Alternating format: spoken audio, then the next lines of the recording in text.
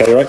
So if we look at those two setups, they're both running at the same distance, like 35 or 40 yard shots, okay? But if we look at them, they're very different in terms of their setup. If we just saw this golfer here now, without the club and knowing what club he had, I would say potentially he's hitting a 6 or a 7 iron, 150 plus yards, yeah? Mm-hmm. So you're setting up to do something that you're not trying to actually do in the swing. Right. So now your swing has to kind of have some kind of manipulation by judging how far back you go. Yeah. So you're trying to position the club to a spot, not much body movement, and then coming through the golf ball here now, which is a bit scoopy and a bit trying to, how far you're going to go, and finishing with a bit of a kind of stuck, not much movement here, right shoulder staying under, head was sort of dropping back a little bit, potential getting the ground first behind the ball, or thin it as a result, yeah? So this setup here now, trail foot's nice and neutral, open up that front foot. It just makes it a lot easier for this lead hip now to rotate and pivot around the corner.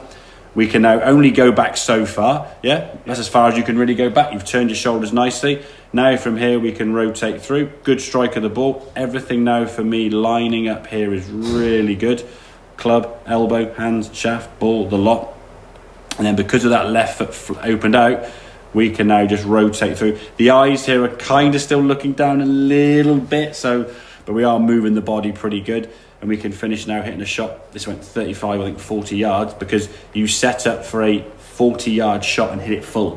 Whereas in the past, you were set up for like a 90-yard shot and try and hit it half. Yeah. We're trying to judge how, if I said to you, okay, right, I need a full pint of water, get a pint glass, fill it to the top. If I said, oh, here's a 4-litre jug, I want a pint, please, you're going, oh, hang on, about there? Yeah. How accurate are you going to be? Not great compared to if I had a full pint glass. If I said, oh, I want a half pint glass, yeah, fill it with a half pint, done, yeah? You could at least set up for the shot you want to hit and then just hit it fully, yeah? You just fill to the level you want to get to, yeah? But you've got to set up and have the right sort of pre-shot stuff to find that out, get narrower, get smaller, get everything closer together, and then we can just hit it full, yeah? Yeah. Does that make sense then, yeah? Brilliant lesson. And I think for you, if you can actually get yourself, as we said about on the course, if you've got, say, around 200 yards to go, and I would go for it. Of course, everyone does.